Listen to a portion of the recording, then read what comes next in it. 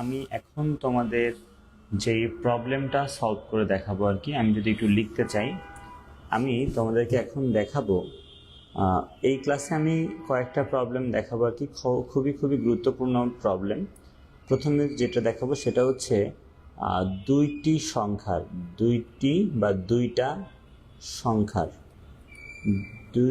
সংখ্যার গসাগু দেখাবো। দুইটি সংখ্যার গসাগু বের করার জন্য আমি তোমাদেরকে এখন কোড দেখাবো, ফ্লো চার্ট দেখাবো। বুঝতে পেরেছো? দুইটি সংখ্যার গসাগু মানে হচ্ছে হাইয়েস্ট কমন ফ্যাক্টর। গসাগু মানে কি বলো? Highest common factor.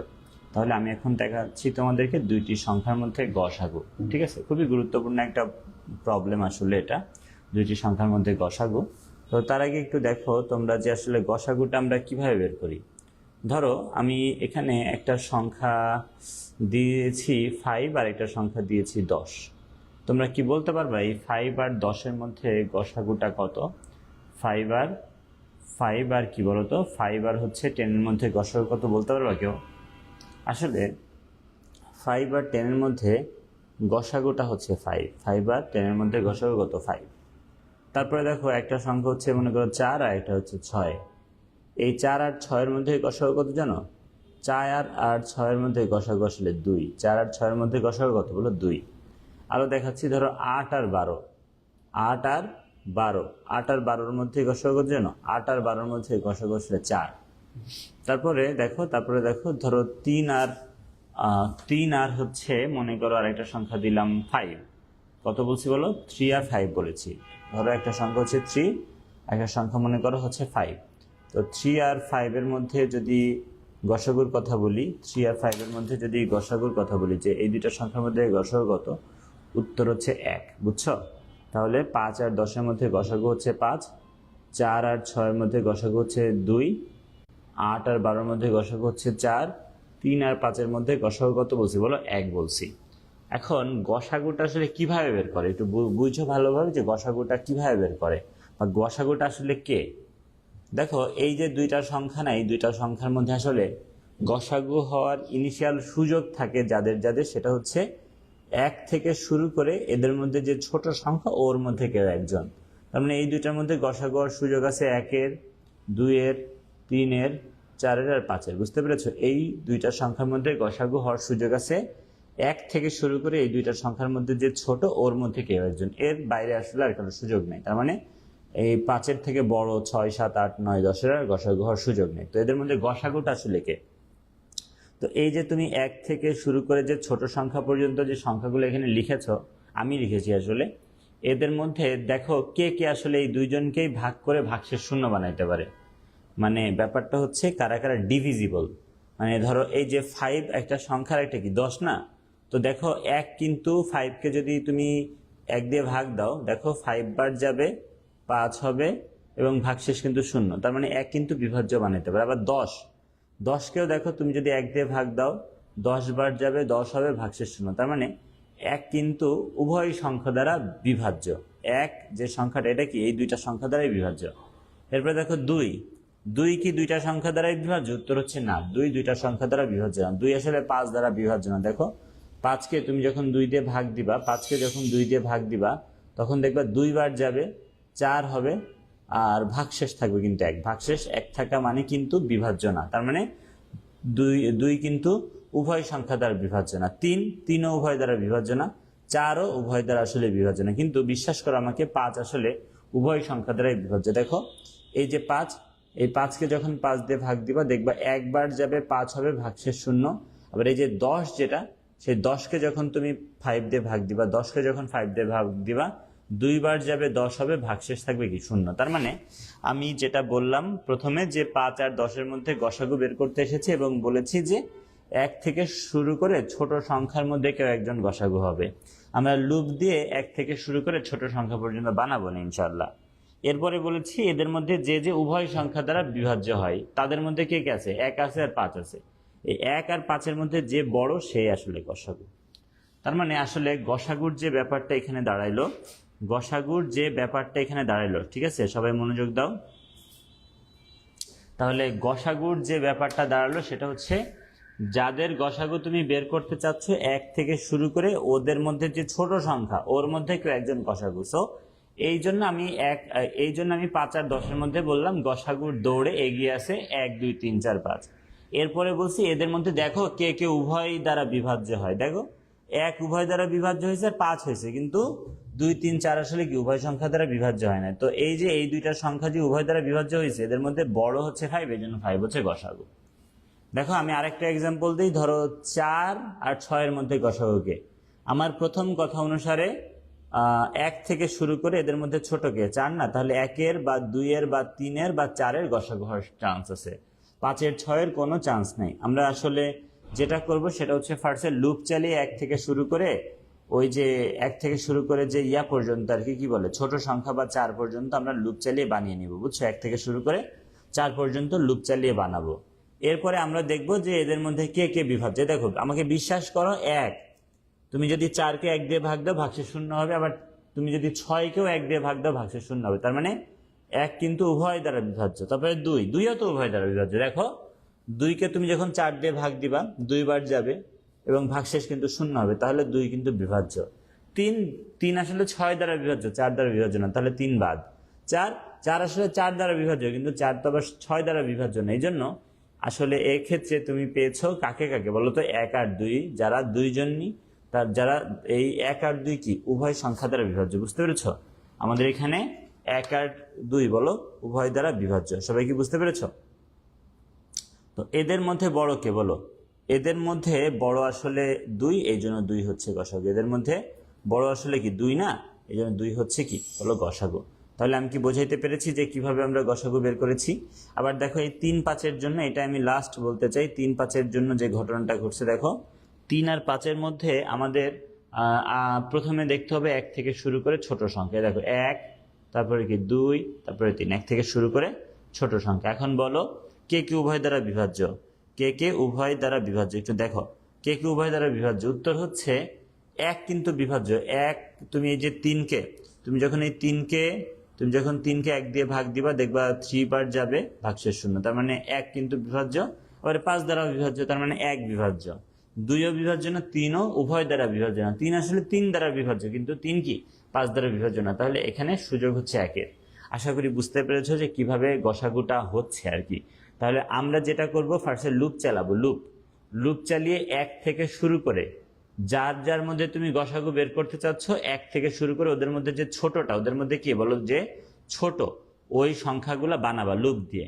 এরপরে তুমি উভয় দ্বারা ভাগ করতে থাকবা, উভয় দ্বারা ভাগ করতে থাকবে এবং দেখবা এর মধ্যে যারা বড় সেটা আসলে কি হবে গসাগু হবে। ঠিক আছে, আশা করি ব্যাপারটা বুঝতে পেরেছো। আমি এখন কোডিং পার্টে নিয়ে তোমাদেরকে একবার প্রথমে কোড লিখবো। কোড যখন লিখবো সবাই হয়তো সব কিছু বুঝবা না, কিন্তু কোড লেখার পরে আমি পুরাটা আবার বুঝিয়ে দিব। তারপরে ফ্লো চার্ট যখন দেখাবো একদম পানি পানি হয়ে যাবে। তবে ব্যাপার একটাই, সেটা হচ্ছে শুধু ক্লাস করলে সি প্রোগ্রামিং ভাষা শেখা যায় না, এগুলো প্র্যাকটিস করতে হয়। না হলে তোমার কাছে খালি ক্লাসই করা হবে, দেখাবো যে আমি যা পড়াচ্ছি ঠিক পড়াচ্ছি, বুঝবা আংশিক, আংশিক বুঝবা না, আর শেখা হবে না কিছুই। ঠিক আছে, যদি ক্লাসগুলো রেগুলার না করো। এখন দেখো আমরা তাহলে যেটা করতে চাই, দুইটা সংখ্যার মধ্যে গসাগু বের করতে চাই। সো আমরা যেটা করলাম ফার্স্টে হ্যাশ ইনক্লুড কাকে বলো? stdio নামে যে হেডার ফাইল এটাকে সংযুক্ত করেছি, এটাকে আমরা সংযুক্ত করেছি। বুঝতে পেরেছ? একজন বলেছে যে কিভাবে কোড রান করতে পারি ফোনে কোড রান করতে, যে আমি তো তোমাদের দেখিয়ে দিয়েছি। তুমি যেটা করবা সেটা হচ্ছে কোনো একটা ওয়েব ব্রাউজারে যাবা, ক্রোম হতে পারে, দেন লিখবা C programming online, C programming compile লিখবা। আমার সাথে সাথে এটা করতে পারো তোমরা, আমি যে কোড করবো তোমরা এখানে তুলতে পারো। তো যখন প্রোগ্রামিংয়ে চলে যাবা, সি অনলাইন কম্পাইলার আছে, সি অনলাইন কম্পাইলার লিখবা। তো এই যে এখানে তুমি কোড করবা। তবে একটা ব্যাপার বলে রাখি, সেটা হচ্ছে এই জায়গায় দেখো আমাদের আসলে ইয়াটা মানে এই যে কনিও আর হচ্ছে গেট সাইজ দিবা না আর কি। এটা তো হচ্ছে ওয়েবসাইটে, তো কনিও আর কি দিবা না বলো? গেট সাইজ দিবা না। ঠিক আছে, এই জায়গায় এখন তুমি মেইনলি যেটা করবে সেটা হচ্ছে এই যে তোমার তো এইটুক বানানোই আছে, এখানে কোড লেখা শুরু করবে আর কি। ঠিক আছে, এই লাইনটাও হুদাহুদি দরকার নেই, তাহলে তুমি তো জানো এগুলো সবই। তো এখন তুমি এই জায়গা থেকে কোড করবা, দেন এখানে আউটপুট পাবা। বুঝছো? খুব সহজ জিনিস। যাই হোক, তাহলে আমি ফার্স্টে হ্যাশ ইনক্লুড stdio এটাকে সংযুক্ত করে নিলাম। দেন আমি আরেকটা হেডার ফাইল নাম হচ্ছে কনসোল ইনপুট আউটপুট, সেটাকে আমরা সংযুক্ত করে নিলাম। দুইটা হেডার ফাইল সংযুক্ত করে নিলাম। এখন আমরা মেইন ফাংশন ডিজাইন করব। সো আমরা ফার্স্টে যেটা দিলাম ইন্টিজার দিলাম। সো ইন্টিজার মেইন ফাংশনের প্যারেনথেসিস শুরু শেষ, মেইন ফাংশন স্টেটমেন্ট শুরু স্টেটমেন্ট শেষ, একদম লাস্ট স্টেটমেন্ট হবে রিটার্ন 0, তার আগে স্টেটমেন্ট হবে গেট ch। সো এই ব্যাপারগুলো আশা করি তোমাদের সবারই মনে আছে এগুলো। এখন আমরা যেটা করতে চাই সেটা হচ্ছে মেইন প্রোগ্রামে ঢুকতে চাই। সো দেখো, আমি তো দুইটা সংখ্যার মধ্যে গসাগু বের করব। সো আমি একটা int n1 নামে একটা ভ্যারিয়েবল নিয়েছি, আর একটা নিয়েছি n2 নামে। তুমি চাইলে a নামেও নিতে পারো, b নামেও নিতে পারো, কিন্তু আমি যেহেতু n1 n2 নিয়েছি, তো তোমার বোঝার সুবিধার্থে n1 n2 নেওয়াটাই সব থেকে ভালো হবে। তাহলে আমরা দুইটা ভ্যারিয়েবল নিয়েছি, একটা নিয়েছি n1 নামে আর একটা কি নিয়েছি n2 নামে, দুইটা ভ্যারিয়েবল নিয়েছি যাদের গসাগু আমরা আসলে কি বের করব। এরপরে আমরা যেটা করলাম, আমাদের তো লুপ চালাতে হবে। লুপ চালাতে আমি আইকে খুব পছন্দ করি, সো আইকে আমি নিয়েছি। তাহলে লুপ কেন চালাতে হবে? কেননা আমাদের যে 1 থেকে শুরু করে ছোট নাম্বারের মধ্যে কেউ একজন গসাগু, এই 1 থেকে শুরু করে ছোট নাম্বারটা বানানোর জন্য আমরা আইকে নিয়েছি। আর আরেকটা ভ্যারিয়েবল সেটা হচ্ছে HCF। HCF এ আমাদের আসলে 1 রাখতে হবে। তুমি হয়তো ভাবছো যে কেন 1 রাখতে হবে, এইটা আমি অনেক পরে তোমাকে বোঝাবো, বুঝছো? কোডিংটা শেষ করার পরে আমি তোমাদেরকে বোঝাবো যে HCF এ কেন আমরা 1 নিয়েছি। গেল। এখন আমি হচ্ছে ফার্স্টে একটা মেসেজ প্রিন্ট করলাম, যেটা একটা হুদ্দাহুদ্দি প্রিন্ট, লাইক এইটা আমরা কোনোভাবেই ফ্লোচার্ট অ্যালগরিদমে রাখি না। তারপর আমি লিখছি যেন আমার কম্পাইলারে প্রথমেই মান নাচে একটা কিছু লেখা আসে। সো আমি সেখানে যা লিখছি, দেখো আমি লিখছি হচ্ছে এন্টার টু নাম্বারস। আমি যা লিখছি সেটা কি বলো, আমি লিখছি এন্টার টু নাম্বারসে। দেখো আমি লিখেছি enter two numbers, enter two numbers, enter two numbers. তো এন্টার টু নাম্বারসের পরে এন্টার টু নাম্বারস, তো এন্টার টু নাম্বারসের পরে আমি একটা \n দিতে চাচ্ছি। না দিলেও যে ভুল হবে তা না, দিলে যেটা হবে নাম্বার দুইটা পরপর নিচে নিবে, না হলে দেখা যেত যে একটা নাম্বার উপরে আর একটা নাম্বার নিচে নিচ্ছে, পচা লাগতো আর কি। এর জন্য আমি একটা \n দিয়েছি। এখন নাম্বার দুইটাকে স্ক্যান করতে আমি যে ফাংশনকে ব্যবহার করেছি সেটা হচ্ছে scanf। তো scanf এর আমি হচ্ছে প্যারেনথেসিস শুরু প্যারেনথেসিস শেষের মধ্যে যা দিয়েছি সেটা হচ্ছে ডাবল কোটেশন। যে ডাবল কোটেশনের মধ্যে একমাত্র যারা থাকে সেটা হচ্ছে ফরম্যাট স্পেসিফায়ার। সো আমরা যেহেতু এখন ইন্টিজার টাইপ মান নিব, এই জন্য %d দুইটা দিচ্ছি, দুইটা %d দিয়েছি, এবং ফার্স্টে কমা %n1 এ রেখেছি প্রথম মানটাকে, তারপর একটা কমা %n2 তে রেখেছি। তার মানে আমি আসলে দুইটা নাম্বারকে স্ক্যান করে নিয়েছি। যে কেমনে স্ক্যান করতে হয় নাম্বার দুইটাকে। এখন আমি লুপ চালাতে চাই 1 থেকে শুরু করে ছোট সংখ্যা, কেননা আমি গসাগুর ক্ষেত্রে তোমাদেরকে বলেছিলাম, যে 1 থেকে শুরু করে দুইটা নাম্বার, যে দুইটা তোমার নাম্বার, এদের মধ্যে ছোটটার মধ্যে কেউ একজন গসাগু হবে। সো এই জন্য আমি 1 থেকে শুরু করে ছোট সংখ্যা পর্যন্ত লুপ চালাতে চাচ্ছি।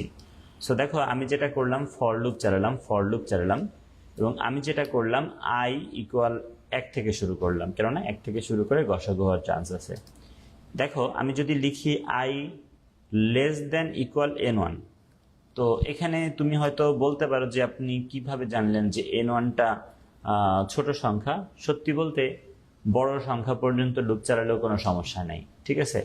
বড় সংখ্যা পর্যন্ত লুপ চালালেও কোনো সমস্যা নেই। ধরো তুমি 4 আর 6 মধ্যে গসাগু বের করতে চাচ্ছ, তুমি তো জানো যে 1 থেকে 4 মধ্যে কেউ একজন, কিন্তু তুমি যদি 1 2 3 4 5 6 দিয়ে চেক করো, তোমার হয়তো একটু সময় বেশি লাগবে, কিন্তু কোনো সমস্যা নেই। কেননা দেখো এখানে 1 উভয় দ্বারা বিভাজ্য হয়, 2 উভয় দ্বারা বিভাজ্য হয়, আর কেউ কিন্তু হয় না, আর কেউ উভয় দ্বারা বিভাজ্য হয় না। এর মধ্যে 2 যেহেতু বড়, তাই 2 হচ্ছে গসাগু। তো তুমি যদি এই প্রোগ্রামটাতে খালি লিখো যে i <= n1, তাহলে কোনো সমস্যা নেই। ইভেন তুমি যদি এখানে এটা না লিখতা যে i <= n2, তাহলেও কোনো সমস্যা হতো না। মানে তুমি শুধু এইটুক লিখলেও সমস্যা নেই, আবার কি শুধু এইটুক লিখলেও কোনো সমস্যা নেই, আউটপুট পারফেক্ট আসবে। তবে আমি তোমাকে ছোট সংখ্যা পর্যন্ত লুপ চালানোর প্রসেসটা বলে দিতে যাচ্ছি, কিভাবে তুমি 1 থেকে শুরু করে ছোট সংখ্যা পর্যন্ত লুপ চালাবা। ধরো তুমি যে দুইটা নাম্বার নিয়েছো, একটা নাম্বার মনে করো হচ্ছে 6, আর একটা নাম্বার মনে করো 8, দুইটা নাম্বার মনে করো n1টা হচ্ছে কি 6 আর n2টা হচ্ছে মনে করো কি 8।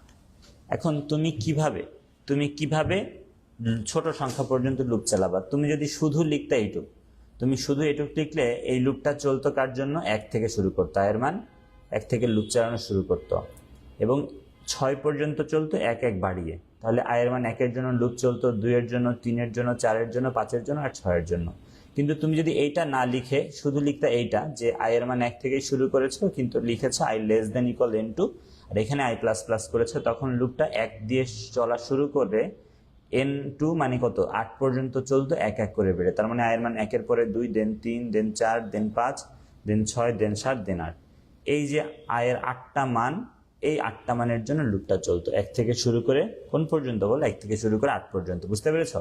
তার মানে তুমি যদি লিখো i less than equal n1 তাহলে লুপ চলবে 1 থেকে শুরু করে 6 পর্যন্ত বা ছোট সংখ্যার জন্য। আর তুমি যদি লিখো যে i less than equal n2 তাহলে লুপ চলবে 1 থেকে শুরু করে 8 পর্যন্ত বা বড় সংখ্যা পর্যন্ত। এখন মাঝে দুইটা লজিক্যাল অপারেটরের কথা বলি। একটা হচ্ছে অর অপারেটর। অর মানে কি অথবা। অথবা মানে কি যে একজনের জন্য সত্যি হলেই হয়েছে। তার মানে লুপ যদি একজনের জন্য সত্যি হয় লুপ চলবে। ধরো 1 এর জন্য লুপটা চলবে, কেননা 1 এর জন্য তো 2 জনের জন্য সত্যি হয়েছে। 2 এর জন্যও কিন্তু লুপ চলবে, কেন 2 উভয়ের জন্য সত্যি। 3 এর জন্য লুপ চলবে, 4 এর জন্য লুপ চলবে, 5 এর জন্য লুপ চলবে, 6 এর জন্য লুপ চলবে। বিশ্বাস করো 7 এর জন্য লুপ চলবে, কেননা দেখো এই যে আমাদের যেহেতু অর আছে, এই কন্ডিশনের জন্য তো 7 সত্যি, তাহলে 7 এর জন্য লুপ চলবে। ইভেন 8 এর জন্য লুপ চলবে, কেননা 8 এর জন্য তো কি এই যে এই কন্ডিশনের জন্য তো 8 ট্রু। তাহলে আসলে বলতে চাচ্ছি তুমি যদি এদের মাঝে অর অপারেটর দাও, দুইটা এরকম দাগ মানে অর অপারেটর, তাহলে আসলে 1 থেকে শুরু করে বড় সংখ্যা পর্যন্ত লুপ চলবে। কিন্তু তুমি যদি এখানে অর না দিয়ে এন্ড দাও, অর না দিয়ে কি দাও বলো, এন্ড দাও। আমরা যেটা বলতে চাচ্ছি ওখানে অর না দিয়ে যদি কি দাও বলো, অর না দিয়ে এন্ড দাও। এন্ড এর জন্য দুইটা % ইউজ করতে হয়। তাহলে অর এর বদলে যদি এন্ড দাও, এন্ড মানে কি উভয়ের জন্য সত্যি, এন্ড মানে উভয়ের জন্য সত্যি। এখন দেখো উভয়ের জন্য সত্যি কে কে, উভয়ের জন্য সত্যি দেখো এই জায়গায় দেখো 1 কিন্তু উভয়ের জন্য সত্যি, 2 কিন্তু উভয়ের জন্য সত্যি, 3 কিন্তু উভয়ের জন্য সত্যি, 4 কিন্তু উভয়ের জন্য সত্যি, 5 কিন্তু উভয়ের জন্য সত্যি, 6 কিন্তু উভয়ের জন্য সত্যি। কিন্তু সরি এখানে 7-এ দাগ দিয়ে ফেলছি ভুল করে। দেখো 6 কিন্তু কি বলো উভয়ের জন্য সত্যি, তাই না? 6 উভয়ের জন্য সত্যি। আবার একটু মুছে যদি লিখতে চাই তোমাদের সুবিধার জন্য আমি একটু মুছে লিখতে চাই, আরেকবার আমি হচ্ছে এটা বোঝাতে চাই, ঠিক আছে? তাহলে আমি যেটা বলতে চাচ্ছি যে ধরো আমরা এখানে যদি শুধু লিখতাম i less than equal n1, someone please add the messenger group, ওকে। যদি আমরা লুপটা চালাই n1 পর্যন্ত তাহলে লুপটা চলবে 1 এর জন্য, 2 এর জন্য, 3 এর জন্য, 4 এর জন্য, 5 এর জন্য আর 6 এর জন্য। কিন্তু যদি লিখো i less than equal n2 তাহলে লুপ চলবে 1 এর জন্য, 2 এর জন্য, 3 এর জন্য, 4 এর জন্য, 5 এর জন্য, 6 এর জন্য, 7 এর জন্য আর 8 এর জন্য। এখন মাঝে যদি এন্ড অপারেটর থাকে, এন্ড মানে উভয়ের জন্য সত্যি, তো 1 তো উভয়ের জন্য সত্যি, 2 তো উভয়ের জন্য সত্যি, 3 তো উভয়ের জন্য সত্যি, 4 তো উভয়ের জন্য সত্যি, 5 তো উভয়ের জন্য সত্যি, 6 উভয়ের জন্য সত্যি, 7 উভয়ের জন্য সত্যি না, 8 উভয়ের জন্য সত্যি না। সো আসলে আমি তোমাদেরকে আসলে সাজেস্ট করব এখানে মাঝে এন্ড সাইন দিবা, তাহলে ছোট সংখ্যা পর্যন্ত লুপ চলবে। সত্যি বলতে 4টা জিনিস হয়, 4টাই ট্রু। তুমি যদি এখানে এটা লিখো এটা হচ্ছে সব থেকে ভালো ট্রু।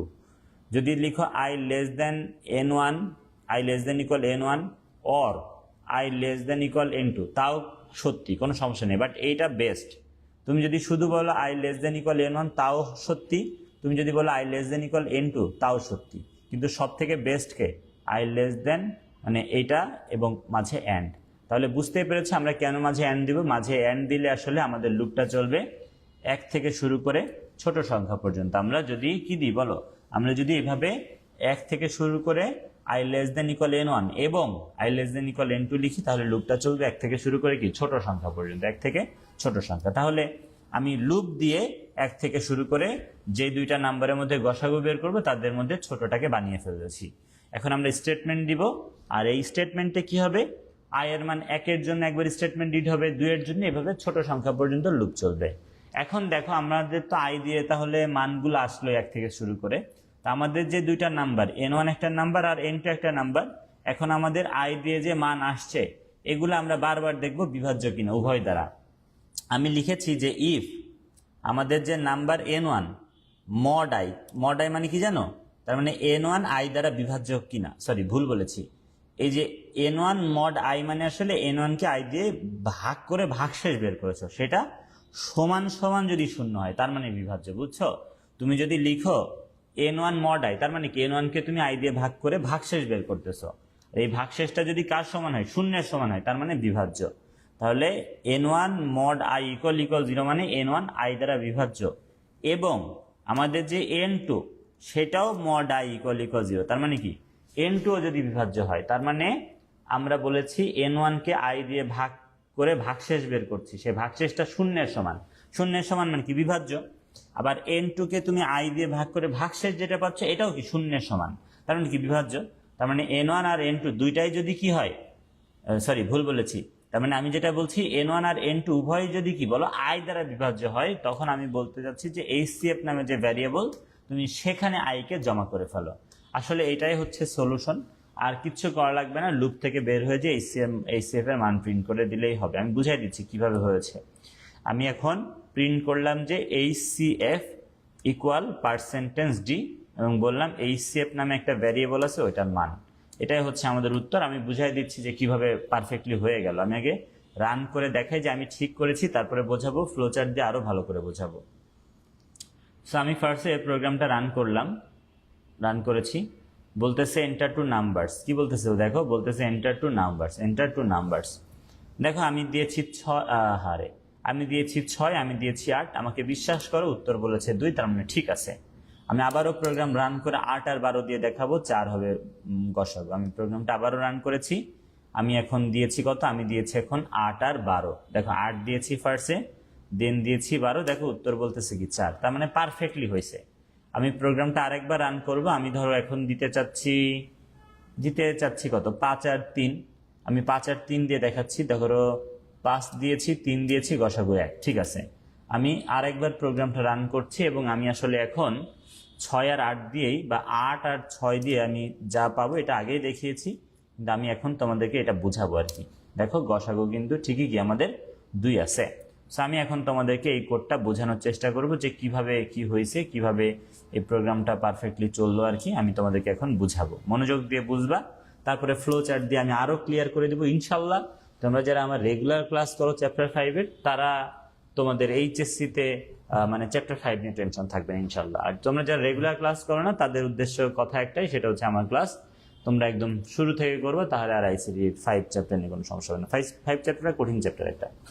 ওকে, শোনো, আমরা এখানে ফার্স্টে ভ্যারিয়েবল ডিক্লেয়ার করার সময় n1 নামে একটা ভ্যারিয়েবল ডিক্লেয়ার করছি, যেখানে আমরা একটা নাম্বার নিব, যেটা ইউজার ফার্স্টে দিবে সেটাকে নিব। দেন n2 নামে আরেকটা ভ্যারিয়েবল নিয়েছি, যেখানে ইউজার সেকেন্ড যে নাম্বারটা দিবে সেটাকে নিব। i নামে একটা ভ্যারিয়েবল নিয়েছি, আমাদের লুপ চালিয়ে 1 থেকে শুরু করে যে দুইটা নাম্বারের মধ্যে গসাগু বের করতে চাই তার মধ্যে ছোট সংখ্যাটা বানানোর প্রয়োজন, তাই আমরা i নিয়েছি। আর HCF নামে একটা ভ্যারিয়েবল, আসলে HCF লাস্টে আমরা প্রিন্ট করেছি এবং HCF এ ফার্স্টে আমরা 1 করেছি। তোমাদের হয়তো কলেজ যেখানে 1 নাও করতে পারে, কিন্তু 1 করাটা উচিত। আমি বলি কেন 1 করতে হবে। বিশ্বাস করো আমাকে, যদি কেউ -6 আর 4-এর মধ্যে গসাগু বের করতে বলে, আসলে এক্ষেত্রে গসাগুটা হচ্ছে 1। যদি কোনো নেগেটিভ একটা নাম্বার হয় না, তাহলে গসাগু কত হয় বলো, 1 হয়। এখন কথা হচ্ছে এই 1টা বের করব কিভাবে। আমরা তো i এর মান 1 থেকে লুপ চালানো শুরু করছি এবং বলেছি আমাদের এখানে কি ছোট সংখ্যা পর্যন্ত লুপ চলবে, তাই না? লুপটা চলবে কি ছোট সংখ্যা পর্যন্ত, 1 থেকে শুরু হবে। মানে আমাদের লুপটা দেখো, প্রথমে i এর মান 1, দেন এই 1-এর জন্য লুপ চলবে যদি তোমাদের এই 1 কি হয় বলো তো, 1 যদি ছোট হয় বা সমান হয় তোমার এই দুইটা সংখ্যার মধ্যে যে ছোট তার থেকে। কিন্তু ভাইয়া এই দুইটা সংখ্যার মধ্যে ছোট কি -6। সো তুমি আলটিমেটলি বলতেছো যে i এর মান 1, দেন বলতেছো i লেস দেন ইকুয়াল -6। এই কথাটা তো মিথ্যা, তোমার 1 তো 6-এর থেকে ছোট না, এই জন্য আসলে এই লুপটা চলবেই না। তো লুপ না চললে উত্তর কিভাবে দিবে, এই জন্য আমরা HCF এ 1 রেখেছি। লুপ না চললেও তুমি 1 প্রিন্ট করতে পারবা। তার মানে যদি বলি যে এই HCF এ 1 কেন রেখেছে, উত্তর হচ্ছে যদি কেউ নেগেটিভ নাম্বার দেয় সেক্ষেত্রে আমার এই লুপ উত্তর তো বের করবে না, উত্তর না বের করেই HCF এ যে 1 রাখা আছে এটা প্রিন্ট করে দিবে। এই জন্য আমরা HCF এ কত রেখেছি, 1 রেখেছি। নেগেটিভ নাম্বার যদি কেউ দেয় তার জন্য আমরা 1 রেখেছি। তাহলে আশা করি বুঝতে পেরেছ। এখন দেখো এই যে এই লাইনে একটা মেসেজ প্রিন্ট করছে এন্টার টু নাম্বারস, এই জন্য দেখো প্রোগ্রামটা রান করার পরে এন্টার টু নাম্বারস আসছে। \n এর কারণে নিচের লাইনে আসছে, না হলে উপরেই থাকতো। এরপরে দেখো দুইটা পার্সেন্টেজ দিয়ে দিয়েছো, তার মানে তুমি দুইটা ফরম্যাট স্পেসিফায়ার বা ভ্যারিয়েবল ফরম্যাট স্পেসিফায়ার দিয়েছো এবং তুমি ইন্ডিকেট করেছো যে দুইটা ডেসিমেল টাইপ ইন্টিজার মান নেওয়া হোক এবং নিয়ে প্রথমে অ্যাড্রেস অফ n1 করেছো, পরেরটাকে অ্যাড্রেস অফ n2 করেছো। তার মানে প্রথমে যে 8 দেয়া হয়েছে এই 8কে রাখা হয়েছে n1 এ এবং তোমার 6 যে দিয়েছো পরের আরেকটা নাম্বার সেটাকে রাখা হয়েছে n2 তে। আশা করি তোমরা মোটামুটি বুঝতে পেরেছো যে কিভাবে আমরা এই দুইটা নাম্বারকে কি করেছি বলো, এই দুইটা নাম্বারকে আমরা স্ক্যান করেছি, এই দুইটা নাম্বারকে স্ক্যান করেছি। তাহলে আমরা অলরেডি n1 এবং n2 এর নাম্বারটা স্ক্যান করে বা ইনপুট করে ফেলেছি। এখন দেখো এই লুপটা চলা শুরু করেছে i এর মান 1 থেকে, এই লুপটা চলা শুরু করেছে i এর মান 1 থেকে এবং আমি যেই কন্ডিশন দিয়েছি এটা তো আমি একটু আগে বুঝিয়েছি, এখন আর বোঝাবো না। এই কন্ডিশনটার কারণে আমাদের লুপটা চলবে 1 থেকে শুরু করে ছোট সংখ্যা পর্যন্ত, 1 থেকে শুরু করে ছোট সংখ্যা পর্যন্ত, 1 থেকে শুরু করে ছোট সংখ্যা পর্যন্ত যদি লুপ চলে। ছোট সংখ্যা কে আছে? 8 আর 6 এর মধ্যে ছোট সংখ্যা তো কি 6, তাহলে আমাদের লুপটা চলবে 1 থেকে শুরু করে 6 পর্যন্ত। 1 থেকে শুরু করে কত পর্যন্ত? 6 পর্যন্ত। 1 থেকে শুরু করে 6 পর্যন্ত। আর কত করে আয়ের মান বাড়বে? 1 করে। তার মানে আয়ের মান 1 এর পরে হবে আয়ের মান 2, দেন হবে আয়ের মান 3, দেন হবে আয়ের মান 4, দেন হবে আয়ের মান 5, দেন হবে আয়ের মান 6। তার মানে 1 থেকে শুরু করে এই যে 6 দেখছো না ছোট সংখ্যা, এই পর্যন্ত লুপ চলবে। এটা মিন করে যে তোমার আয়ের মান 1 এর জন্য একবার এইটুক লাইন রিড হবে, 2 এর জন্য একবার এইটুক লাইন রিড হবে, 3 এর জন্য একবার এইটুক লাইন রিড হবে, 4 এর জন্য একবার এইটুক লাইন রিড হবে, 5 এর জন্য একবার এইটুক লাইন রিড হবে, 6 এর জন্য একবার এইটুক লাইন রিড হবে। কেননা আয়ের এই কয়টা মানের জন্য আমাদের এই শর্তটা সত্যি। বুঝতে পেরেছো? এখন দেখো আয়ের মান যখন 1 তখন কি হবে? এখানে আমি n1 আর n2 তোমাদের সুবিধার্থে একবারে লিখে রাখি যে n1টা আমাদের এই প্রোগ্রামের জন্য আসলে 8, n1টা কত 8 এবং n2 যেটা আমাদের এই প্রোগ্রামের জন্য কত বলো 6, এই প্রোগ্রামটার জন্য 6। এখন তুমি বলো প্রথমে 1 কি 8 এবং 6 দ্বারা বিভাজ্য? এটা কিন্তু 8, আমি নিজেই তো পড়তে পারতেছি না। এটা হচ্ছে কত বলো 8, এটা হচ্ছে 8, এটা হচ্ছে 8 আর এটা হচ্ছে কি 6। এখন বলো 1 কি 8 এবং 6 দ্বারা বিভাজ্য? উত্তর হচ্ছে সত্যি, হ্যাঁ বিভাজ্য। আমাদের যে আয়ের মান এখন 1 আছে না, আয়ের মান কত আছে এখন 1 আছে, তো 1 এর জন্য কিন্তু সত্যি। 8কে তুমি 1 দিয়ে ভাগ দাও, ভাগশেষ 0 হয়, 6কেও তুমি 1 দিয়ে ভাগ দাও, ভাগশেষ 0 হয়, তাহলে সত্যি যেহেতু, তাহলে আমি বলেছি যদি দেখো এখানে যেভাবে কোডটা লেখা হয়েছে তার মানে এই শর্ত সত্যি হলে HCF এ আই করতে বলছি। এই শর্ত যদি সত্যি হয়, যেহেতু এই শর্তের স্টেটমেন্ট এটা লিখছে এই জন্য কি এই শর্ত সত্যি হইলে, মানে এখানে যে শর্ত আছে না, এই দেখো এই যে শর্ত, এই শর্ত সত্যি হইলে HCF এ আয়ের মান রাখতে বলেছি। তো যেহেতু 1 এর জন্য সত্যি, তাহলে HCF এ নতুন করে 1 রাখবে, যদি আগে থেকে 1 রাখা ছিল, কিন্তু নতুন করে কত রাখবে? 1 রাখবে, 1। এবার বলো 2 তো দেখো 8 দিয়েও বিভাজ্য, 6 দ্বারাও বিভাজ্য, সত্যি। এই জন্য নতুন করে আমাদের HCF এ কত রাখবে? আয়ের মান 2 আছে, এই 2কে রাখবে, তাহলে নতুন করে 2 রাখছে। এরপরে 3 এর জন্য আসলে সত্যি না, তাহলে রাখতে পারবে না, সত্যি হলে রাখতো। 4 এর জন্য তো সত্যি না, তাহলে রাখবে না। 5 এর জন্য তো সত্যি না, রাখবে না। 6 এর জন্য সত্যি না, এই জন্য রাখবে না, আসলে HCF এ 2 আছে। তো ব্যাপারটা এরকম যে দেখো আমি তো 1 থেকে শুরু করেছি, সো আলটিমেটলি মানে ছোট থেকে যেহেতু শুরু করেছি 1 থেকে, সো দেখা যাবে যে মানে যারা যারা ভাগশেষ 0 বানাতে পারছে, যেই সংখ্যাদের মধ্যে উভয়কে ভাগ করে ভাগশেষ 0 বানাইতে পারছে, এর মধ্যে বড়টাই আসলে আমার HCF স্টোর হয়ে থাকে। কেননা আস্তে আস্তে ছোটটা থেকে যেহেতু বড়টা হয়, মানে অনেকটা এরকম যে তুমি মনে করো হচ্ছে বাজে মানুষের মতো যে এক এক করে দেখতেছো, যখনই বেটার কাউকে পাচ্ছ আগেরটাকে কি রিপ্লেস করে ফেলছো, যখনই বেটার পাচ্ছ আগেরটা রিপ্লেস করছো। যেমন দেখো প্রথমে 1 উভয়কে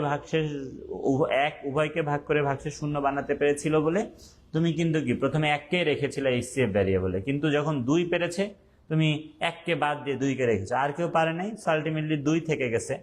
দেন লুপটা ব্রেক করে, মানে লুপটা যখন ব্রেক করবে তো একটা সময় যখনই আয়ের এই 6টা মান পড়া হয়ে যাবে, এরপরে লুপটা ব্রেক করবে। দেন আমরা লুপ থেকে বের হয়ে আমাদের যে HCF নামে এরপরে আমাদের লুপ থেকে বের হয়ে আমাদের যে HCF নামে ভ্যারিয়েবল, তার মধ্যে মান যে রাখা আছে 2, এটাকে প্রিন্ট করে দিবে।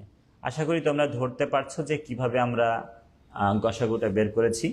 সো এই হচ্ছে ব্যাপার। তাহলে আর আশা করি তোমরা এটাও বুঝছো যে কেন লুপের বাইরে আমরা HCF প্রিন্ট করেছি, কেননা আমি তো আমি তো চাই না যে কে উভয়কে ভাগ করে ভাগশেষ শূন্য বানাইতে পারে, আমি চাই মানে ফাইনালটা। এই জন্য আমরা লুপ থেকে মানে আলটিমেটলি ফাইনালটা তো এইচসিএফ স্টোর হয়ে যাবে, দেন আমরা আসলে লাস্টে প্রিন্ট করছি। তো এটার জন্য আমি তোমাদের একটু ফ্লো চার্ট দেখাতে চাচ্ছি, সবাই মনোযোগ দিবা, তাহলে ভালোই বুঝতে পারবা। তবে আমি ফ্লো চার্ট বানানোর আগে এইটুক নিয়ে একটু কথা বলি। ভাইয়া ফাংশন অ্যারে থেকে কি, আরে ফাংশন অ্যারে আছে, তুই আগে যা করাচ্ছি তাই কর। ফাংশন অ্যারে আছে, আমি অনেক করাবো, আমার এগুলো খুব ভালো লাগে, সি প্রোগ্রামিং ভাষা আমার অনেক ভালো লাগে। তোমরা যারা আমার রেগুলার ক্লাস করো হয়তো বুঝতেই পারছো যে আমি সি প্রোগ্রামিংয়ে কেমন, এটা আসলে বোঝা যায়, স্টুডেন্টরা বুঝে, ক্লাস করলে বুঝে।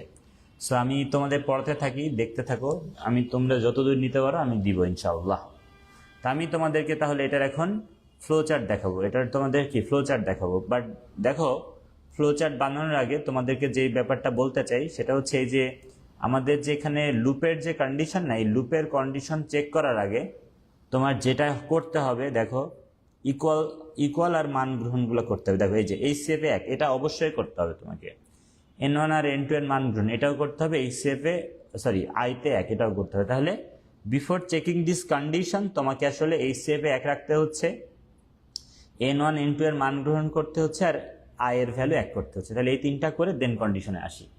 তাহলে দেখো আমরা ফার্স্টে যেটা করলাম সেটা হচ্ছে শুরু করতে চাই। সো আমরা এখানে যেটা করলাম সেটা হচ্ছে এমন করে মাঝে লিখে দিলাম কি শুরু। আশা করি সবাই বুঝছো যে আমরা প্রথমে যেটা করলাম সেটা হচ্ছে কি শুরু করার পরে আমরা একদম সিরিয়াল ওয়াইজ প্রথমে এইচসিএফ এ 1 রাখবো। আমরা ফার্স্টে যেটা করলাম সেটা হচ্ছে এইচসিএফ ভ্যারিয়েবলের মধ্যে এইচসিএফ এর মধ্যে 1 রেখেছি। তবে এই তিনটা উল্টাপাল্টা করলে আমাদের ভুল হবে না ফ্লো চার্টে। তুমি আগে N1 N2 এর মান গ্রহণ করে দেন এইচসিএফ এ 1 করলেও সমস্যা নেই। তবে আমি আমার কোড ওয়াইজ সিরিয়ালি করছি, তাহলে শুরু করে এইচসিএফ এর মান 1 করেছি। শুরু করে এইচসিএফ এর মান 1 করার পরে আমি এখন যেটা করব N1 এবং N2 এর মান গ্রহণ করব। সো আমি যেটা করলাম N1 এবং N2 এর মান গ্রহণ করার জন্য আমরা যেটা করলাম দেখো এই যে এভাবে এখন লিখবো আমি N1, N2 এর N1, N2 এর মান গ্রহণ, N1, N2 এর মান কি গ্রহণ, বুঝতে পেরেছো? N1 এবং N2 এর কি মান গ্রহণ। এরপরে আমি যেটা করলাম সেটা হচ্ছে আই এ আমি 1 রেখে দিলাম, আমি কি রেখে দিলাম 1 রেখে দিলাম, আই ভ্যারিয়েবল 1 রেখে দিলাম, কেননা এই কন্ডিশন শুরুর আগে এইটা করতে হয়, হয়ে গেল। এইবার আমাদের কন্ডিশনে আসবে, এবার আমাদের কিসে আসবে বলো, এবার আমাদের কন্ডিশনে আসবে। সো আমি এখানে কন্ডিশনটা দিলাম লুপের কন্ডিশন, এটা কিন্তু কিসের কন্ডিশন, লুপের কন্ডিশন। তাহলে লুপের কন্ডিশন চেক করার আগে আমাদের এই লুপের যে আয়ের মান 1 সেটা রিড করলো। এখন দেখো লুপের কন্ডিশনটা আমি লিখছি, একদম ইফ দিয়ে লিখবা, যদিও বলতে পারো যে এটা তো ইফ কন্ডিশনাল স্টেটমেন্ট, এটা তো ফর, কিন্তু শর্তে সবসময় কি লিখবা, ইফ লিখবা, বা তুমি চাইলে যদিও লিখতে পারো। তুমি চাইলে কি লিখতে পারো বলো, যদি লিখতে পারো, যদি লিখলেও কোনো সমস্যা নেই, ইফ লিখলেও কোনো সমস্যা নেই। আমার কথা কি বুঝতে পেরেছ?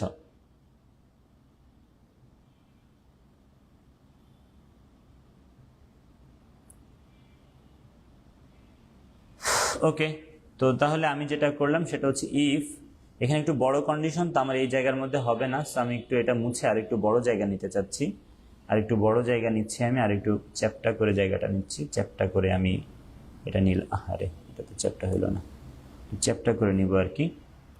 সো আমি যেটা করলাম সেটা হচ্ছে এমন করে চ্যাপ্টা করে নিলাম, এবং আমি এর মধ্যে শর্ত লিখলাম যে ইফ, কি লিখলাম বলো, if I less than equal N1, একদম দেখো আমাদের নিজেদের ভাষা না, নিজেরা কিন্তু লেস দেন ইকুয়াল এমন লিখি, এবং এর জন্য একদম এবং লিখে দিবে, এবং I less than equal N1, এবং লিখলাম I less than equal N2, একদম নিজেদের মতো করে লিখছি যে if I less than equal N1 এবং কি I less than equal N2।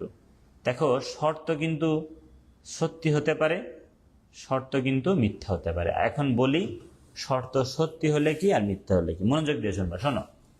এই শর্ত সত্যি হলে লুপে যে এই শর্ত চেক হয়, আর এই শর্ত মিথ্যা হলে লুপ থেকে বের হয়ে যে লুপের পরে যা আছে তাই করে, বুঝো? এই শর্ত সত্যি হলে, এই শর্ত সত্যি হলে কি এই যে স্টেটমেন্ট, সেই স্টেটমেন্ট রিড করবে। আর এই শর্ত মিথ্যা হলে কি, এই শর্ত মিথ্যা হলে লুপ থেকে বের হয়ে যাবে যে কি এইচসিএফ এর মান প্রদর্শন করবে। তার মানে এইচসিএফ এর মান প্রদর্শন করবে কিন্তু আসলে এই শর্ত মিথ্যা হওয়ার পরে। এই শর্তটা যখন মিথ্যা হবে না, এই জায়গায় তুমি কি করবে, এইচসিএফ এর মান প্রদর্শন করবা। আর এই শর্ত সত্যি হলে তুমি কি করবে, এই শর্ত সত্যি হলে তুমি স্টেটমেন্ট রিড করতে যাবা। তো এই শর্ত সত্যি হলে তুমি এখন কি এই স্টেটমেন্টটা এখন রিড করবা, এবং এই স্টেটমেন্টের মধ্যে আবার শর্ত। সমস্যা কি, আমরা তাহলে এখানে আবার শর্ত দিব। তাহলে এটা হচ্ছে ট্রু বা টি লিখেছি, এটা ফলস বা এফ লিখেছি। তাহলে এই শর্ত সত্যি হলে আমাদের নিয়ম অনুসারে কি আমাদের স্টেটমেন্ট রিড করার কথা, এবং স্টেটমেন্টে দেখেছি আবার শর্ত। সো আমরা এখানে আবার শর্ত দেওয়ার উদ্দেশ্যে যেটা করলাম, আবার একটা এরকম কি দিলাম বলো, আবার একটা এরকম হচ্ছে আমরা ডায়মন্ড শেপ দিলাম, এবং এর মধ্যে এখন এই শর্তটা লিখব। এই শর্তটা এরকম যে ইফ লিখেছি আমি, ইফ n1, একদম n1 লিখেছি, মড বানান এমওডি লিখবো, n1 MOD mod, n1 mod I, n1 mod I equal 0, কি লিখেছি বলো, if n1 mod I equal 0, এবংটা এখানে লিখে দিই, এবং মানে এটার পরে কিন্তু, এবং n2 মড আই ইকুয়াল 0। এটা তো পড়াই যাচ্ছে না।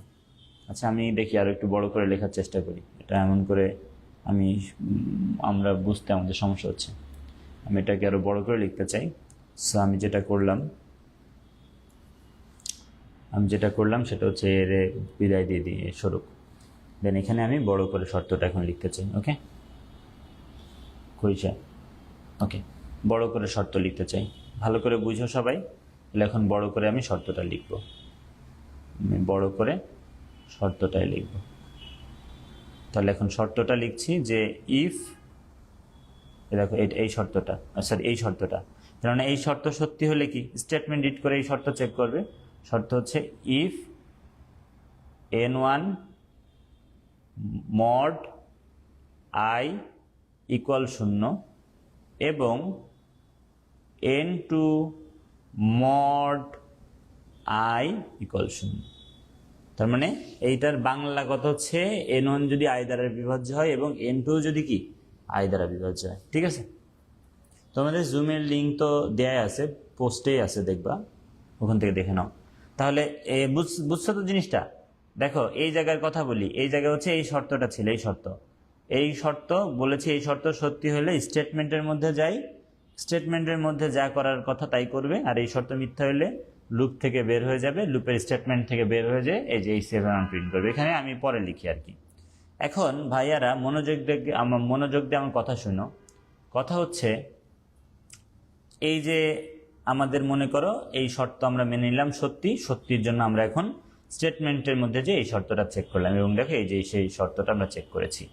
তো এই শর্তও তো সত্যি হতে পারে, এই শর্তও তো কি হতে পারে, মিথ্যা হতে পারে। এই শর্তও ট্রু হতে পারে, এই শর্তও কি হতে পারে, ফলস হতে পারে। এই শর্তও ট্রু হতে পারে, এই শর্ত কি হতে পারে বলো, ফলস হতে পারে। এখন এই শর্ত ট্রু হলে কি হবে আর ফলস হলে কি হবে? দেখো মনোযোগ দিয়ে আমার কথা শুনবে। এই শর্ত আসলে সত্যি হলে, এই শর্ত সত্যি হলে এই সিএফ এর মধ্যে আই এর মান রাখার পরে সে আই প্লাস প্লাস করবে, কেননা আমাদের এই শর্ত সত্যি হলে এই যে এই শর্তের স্টেটমেন্ট এটা সেটা রিড করার পরে আই প্লাস প্লাস করবে। কিন্তু এই শর্ত মিথ্যা হলে কি হবে? এই শর্ত মিথ্যা হইলে এইটা করবে না করে আই প্লাস প্লাস করবে, কেননা নিয়ম তো তাই যে প্রথমে সে আয়ের মান 1 বানাইলো, দেন এই শর্ত সত্যি হলে এখানে এসে আবার শর্ত চেক করলো, এই শর্তের পরে হচ্ছে এই শর্ত সত্যি হলে এই লাইন, দেন তো স্টেটমেন্ট পড়া শেষ, তারপরে কি আপডেট পার্টে যাবে, আপডেট পার্টে যাওয়ার পরে কি আবার কন্ডিশনে আসবে। আমি আসলে যেটা বলতে চাচ্ছি, এই যে শর্তটা, এই শর্ত সত্যি হলে এই সেফে আয়ের মান রাখবে, তারপরে আই প্লাস প্লাস করবে। আর যদি এই শর্তটা মিথ্যা হয় তাহলে এই সেফে আয়ের মান না রেখে আই প্লাস প্লাস করবে, কিন্তু আসলে এরপরে আই প্লাস প্লাস করবে। এই জন্য আমি যেটা করলাম, আমার আসলে এখানে জায়গা খুব কম, সো আমি এখানে ট্রুটার এই যে এই দাগ, ট্রুটা হলে আমরা যেটা করেছি এখানে দেখো, আমি এই সিএফে প্রথমে যেটা করেছি, ট্রু হলে এই সিএফে আই কে রেখেছি, এই সিএফ ইকুয়াল কত রেখেছি, আই, তার মানে এই সিএফে 1 রেখেছি, আই রেখেছি।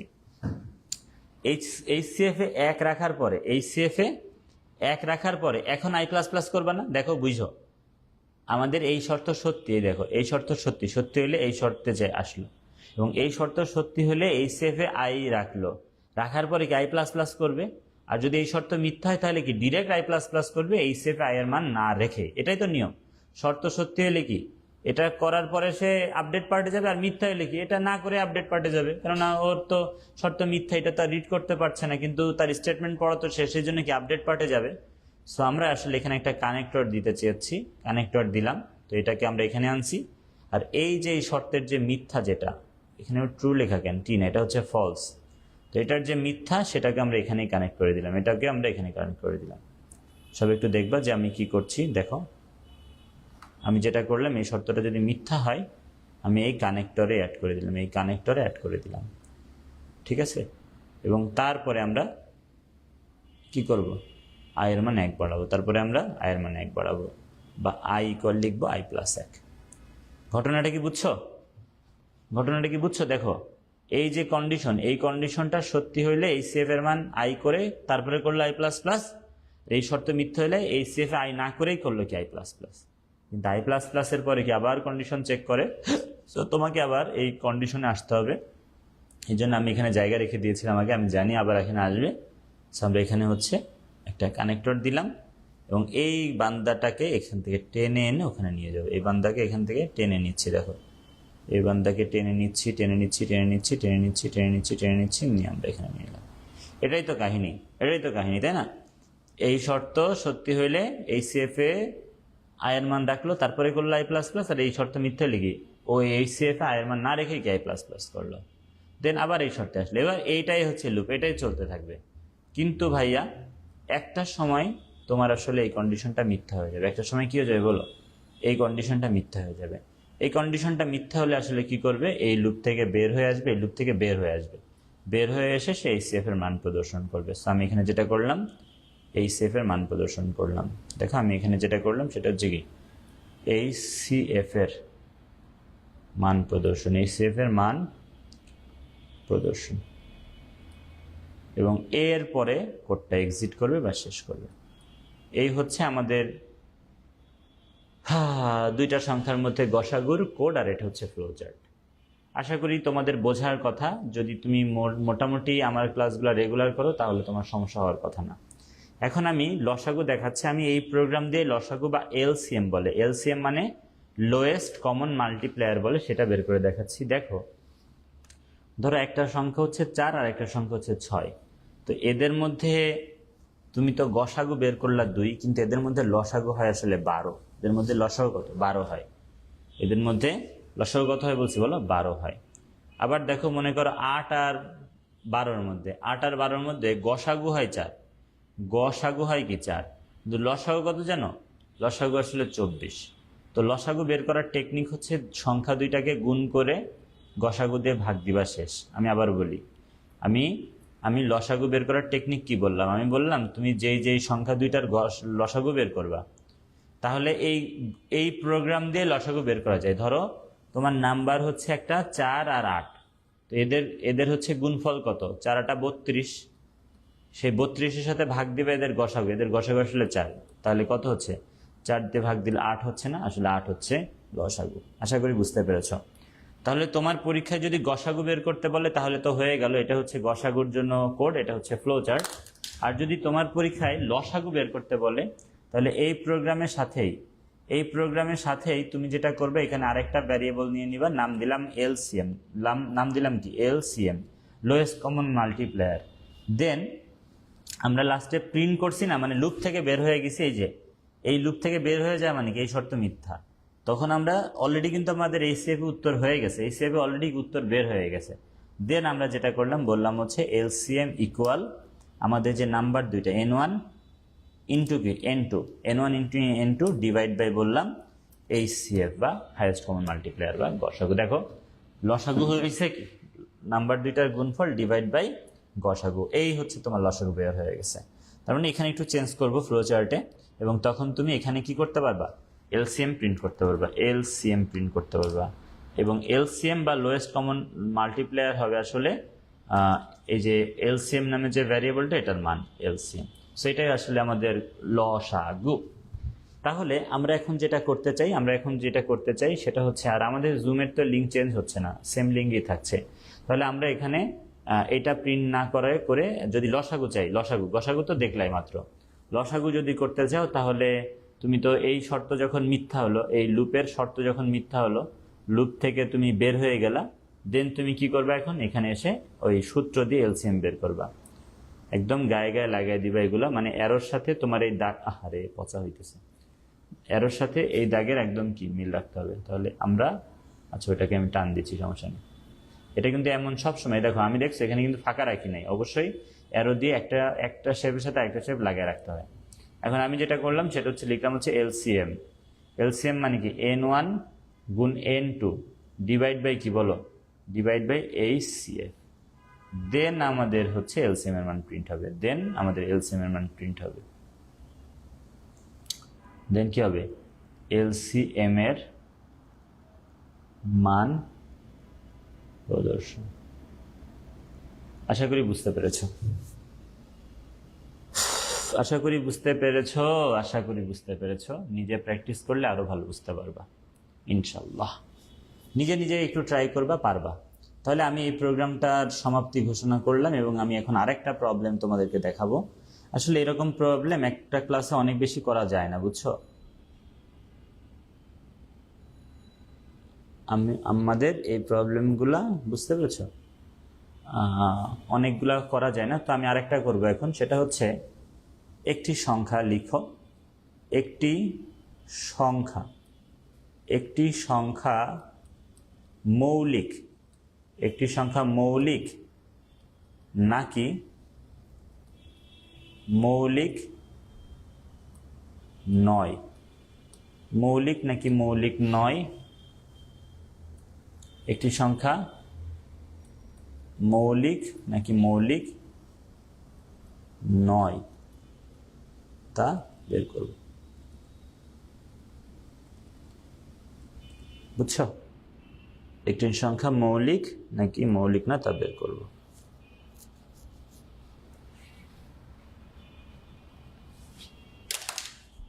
এখন দেখো আমি তোমাদেরকে একটা সংখ্যা মৌলিক নাকি মৌলিক না তা বের করা শেখাবো। অনেকভাবে শিখতে পারবা, এক এক জায়গায় এক এক রকম আছে। আমি আমার মতো করে পড়াই, আমি যেভাবে স্বাচ্ছন্দ্য বোধ করি সেভাবে দেখাই। ধরো তোমার 5 কিন্তু একটা মৌলিক সংখ্যা, কিন্তু 6 কিন্তু মৌলিক সংখ্যা না। আর দেখবা মৌলিক সংখ্যা হোক আর না হোক, 1 দিয়ে এবং ও নিজে ভাগ করে ভাগশেষ শূন্য বানাতে পারে। 5 তো কি মৌলিক সংখ্যা, 6 কি মৌলিক সংখ্যা কিন্তু না। তো আমি যেটা বললাম সেটা হচ্ছে তুমি যেটা করবা যে 1, দেখো এই যে 5কে তুমি যদি 1 দিয়ে ভাগ করো, দেখো 5 টাইম যাবে, 5 হবে ভাগশেষ শূন্য। তার মানে 1 দিয়ে কিন্তু ডিভিজিবল। আবার 5 দিয়ে যদি ভাগ করো, সরি একবার যাবে 5 হবে ভাগশেষ শূন্য। তার মানে এই 5 1 দ্বারা বিভাজ্য আর 5 দ্বারা বিভাজ্য। কিন্তু এই 1 আর 5-এর মধ্যে যারা আছে, 1 আর 5-এর মধ্যে কারা আছে, 1 আর 5-এর মধ্যে আছে 2, 3 আর 4। এরা আসলে কেউ বিভাজ্য না, এদের দ্বারা বিভাজ্য হয় না 5। কিন্তু 6-এর কথা যদি বলি, 6ও কিন্তু এই 5-এর মতো 1 এবং 6 দ্বারা বিভাজ্য। কিন্তু এদের মাঝে যারা আছে, এদের মাঝে কে আছে, 2 আছে, 3 আছে, 4 আছে, 5 আছে। এদের মধ্যে কেউ না কেউ অ্যাটলিস্ট একজন, 2টা 3টা হতে পারে বিভাজ্য। দেখো এই যে 2 তো বিভাজ্য, 2 6 দ্বারা বিভাজ্য, এই জন্য সে আসলে মৌলিক না। আমার কথা কি বুঝতে পেরেছ? আমার কথা কি তোমরা বুঝতে পেরেছ? আমি আসলে তোমাদেরকে যে কথাটা মাত্র বলতে চাচ্ছি সেটা হচ্ছে, তুমি যে একটা সংখ্যা মৌলিক নাকি মৌলিক না বের করবা, সো তোমার আসলে 1 এবং ওই সংখ্যা দিয়ে চেক করে কোনো লাভ নাই। তুমি যদি n একটা নাম্বার মৌলিক নাকি মৌলিক না বের করতে চাও, ধরো একটা নাম্বার হচ্ছে n, সেটা মৌলিক নাকি মৌলিক না চেক করতে চাও, তাহলে 1 দিয়ে চেক করে কোনো লাভ নাই, n দিয়ে চেক করে কোনো লাভ নাই। কিন্তু তুমি এখন যেটা করবা, 2 থেকে শুরু করে n এর আগ পর্যন্ত যে সংখ্যা, এগুলো দিয়ে চেক করবা। সো আমরা এখন লুপ চালিয়ে 2, 3 সো অন n-1 পর্যন্ত লুপ চালাবো। তাহলে এই হচ্ছে আমাদের প্রথম ব্যাপার, যে আমাদের দেখবো এদেরকে আসলে বানিয়ে যে কে কে বিভাজ্য হয়। শোনো আমি আবারও বলি, ধরো তুমি বের করতে চাও 7 সংখ্যাটা মৌলিক নাকি মৌলিক না। তুমি যেটা করবা, 2 থেকে শুরু করে 6 পর্যন্ত লুপ দিয়ে বানাবা, বানিয়ে দেখবে এদের মধ্যে কেউ বিভাজ্য বানাতে পারে কিনা। যদি দেখো কেউ বিভাজ্য বানাতে পারে নাই, তাহলে সেটা হবে মৌলিক। আর যদি কেউ পারে তাহলে মৌলিক হবে না। যেমন এই 2 থেকে 6 কেউ আসলে 7কে ভাগ করে ভাগশেষ শূন্য বানাতে পারে না বলে 7 মৌলিক। 8কে যদি চেক করো, তুমি 2 থেকে শুরু করে যেটা করবা 7 পর্যন্ত চেক করবা, 2 থেকে শুরু করে 7 পর্যন্ত চেক করবা, দেখো এর মধ্যে পারে, 2 পারে, 4 পারে, আর কি, তাইলে এটা মৌলিক না। তবে আরেকটা কথাও বলে রাখি, এটা একটু জটিল শুনতে লাগতে পারে। দেখো ধরো একটা সংখ্যা হচ্ছে 50, মনোযোগ দিয়ে আমার কথা শোনো। এটা অনেকের কাছে কঠিন লাগতে পারে, এই জন্য আমি না বলি, তারপরে বলি। কারণ এখন পর্যন্ত যারা ক্লাসে আসো আমি গ্যারান্টি দিয়ে বলতে পারি তোমরা আসলে সেই স্টুডেন্ট, এবং আমি প্রাউড অফ ইউ যে তোমাদেরকে আমি পড়াইতে পারছি। আমি সত্যি প্রাউড অফ ইউ, এবং তোমরা বুঝছো বলে এই ক্লাস করছো, না হলে কেউ ক্লাস করে না। আর সি প্রোগ্রামিং ভাষা তো সহজ না। এটা কি তোমার মনে হয় যে সবার জন্য সি প্রোগ্রামিং, সবাই কি সি প্রোগ্রামিং এর সব কিছু করবে? আর তুমি 23 সালের বোর্ড কোশ্চেন দেখো, কোশ্চেন মানেই লুপ থেকে কোশ্চেন আসছে, বুঝছো? 23 সালের বোর্ড কোশ্চেন দেখবা ম্যাক্সিমাম কোশ্চেন এই লুপ থেকে আসছে।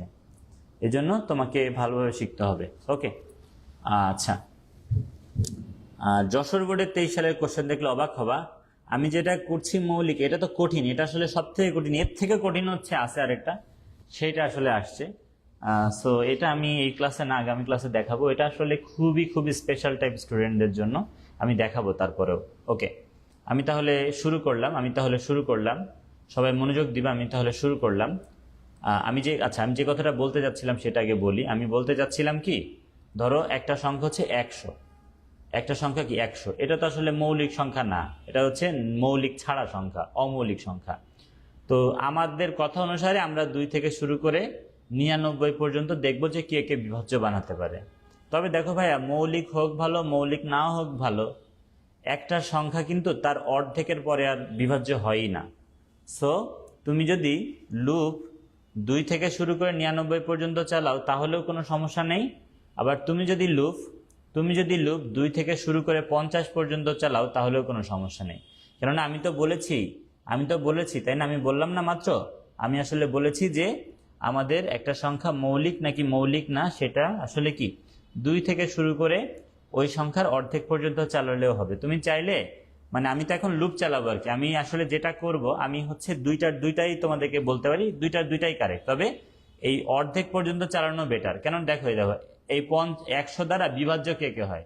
2 হয়, 4 হয়, তারপরে হচ্ছে 5 হয়,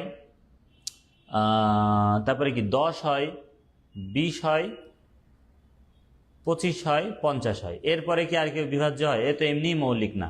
তারপরে দেখো অর্ধেকের পরে আর কেউ হয় না। আমি বলতে চাই যে তুমি আসলে একটু সময় দ্রুত দেখো। কেউ দিছে 1 কোটি, তাহলে তুমি 1 কোটি চেক করার জন্য 50 লাখের পরে বাকি 50 লাখ তো তোমাকে চালাইতে হইলো না। সো এই জন্য বলতে চাই যে তুমি যদি একটু দ্রুত প্রোগ্রামটা এক্সিকিউট করতে চাও, প্রোপাগেশন ডিলে যদি কমাতে চাও, তাহলে তুমি 2 থেকে শুরু করে ওই সংখ্যার অর্ধেক পর্যন্ত, অর্ধেকের আগ পর্যন্ত না, অর্ধেক পর্যন্ত। তার মানে ব্যাপারটা এরকম যে i এর মান 2 দিয়ে শুরু করে তুমি যেটা করবা i less than equal n divide by 2, এটা করতে পারো।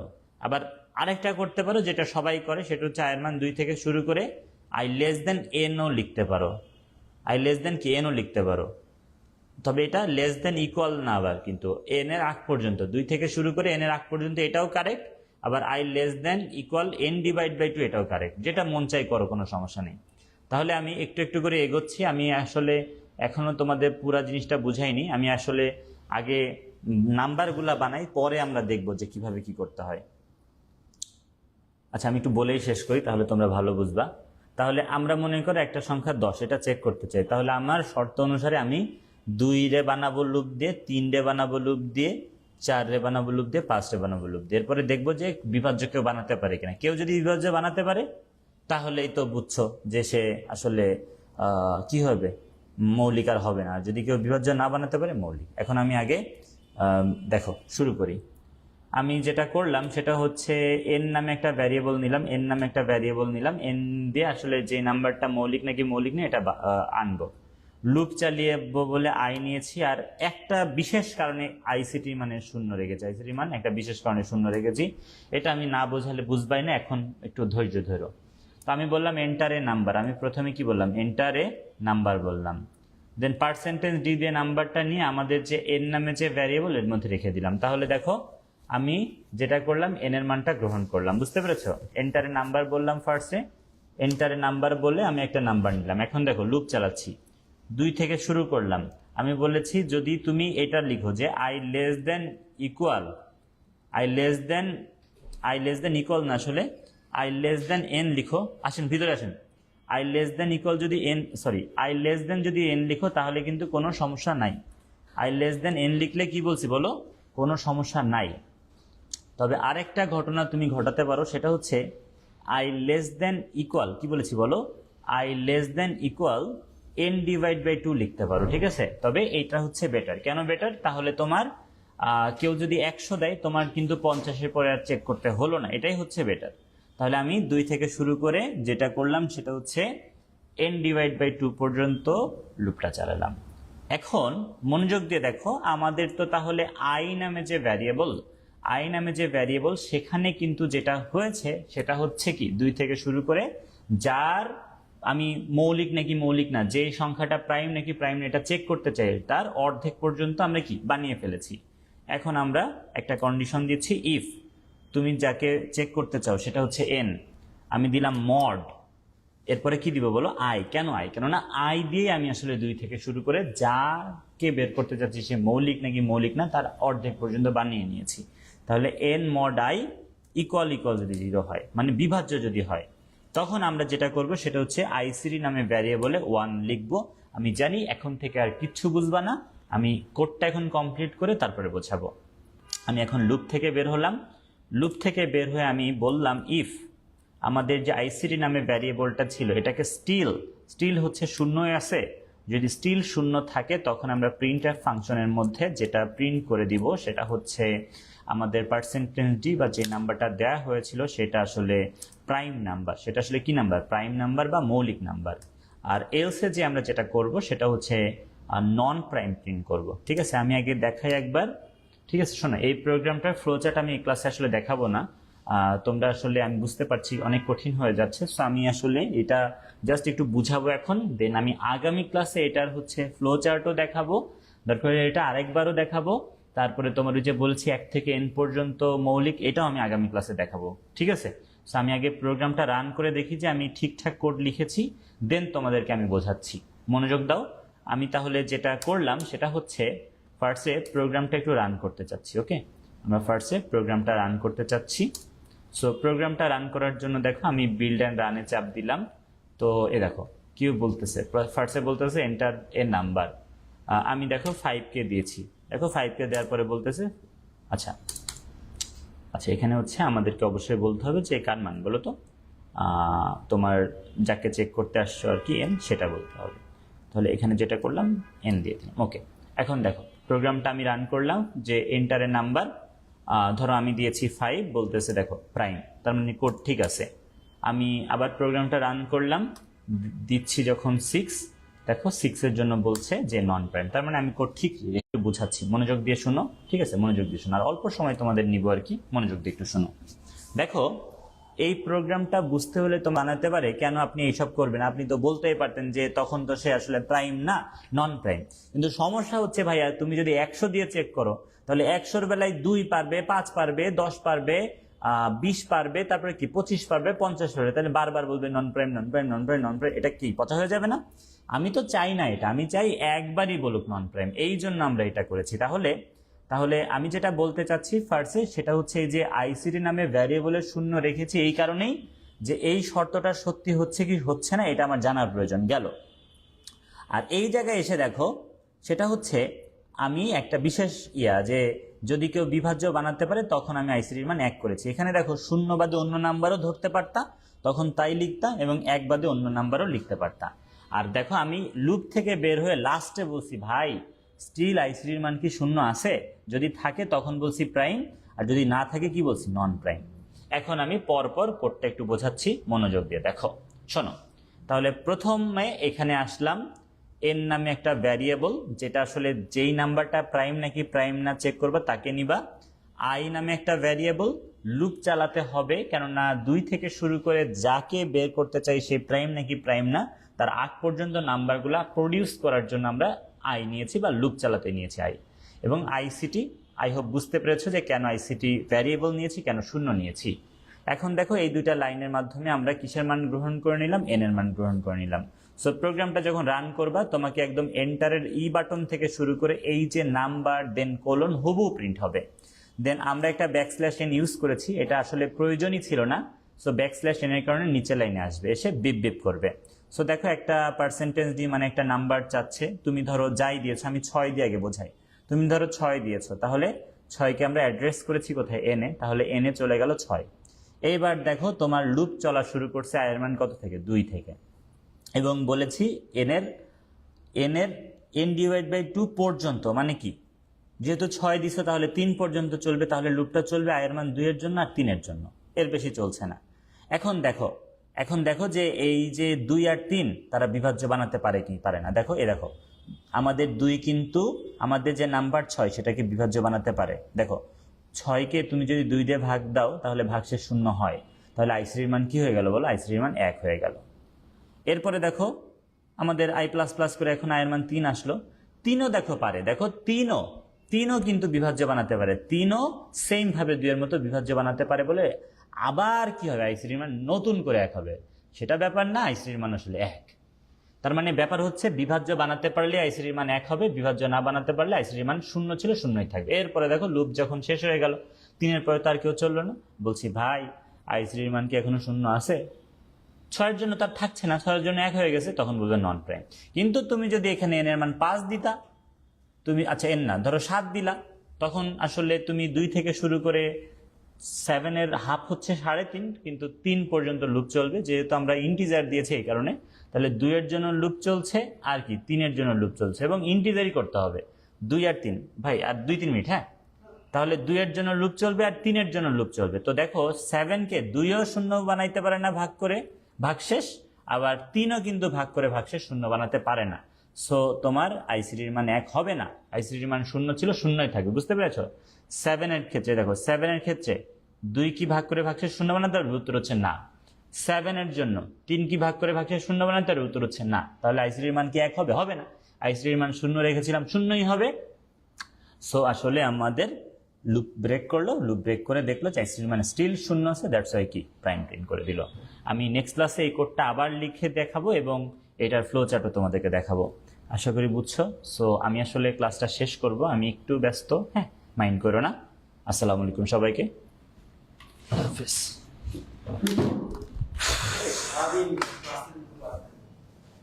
ভাই রে ভাই।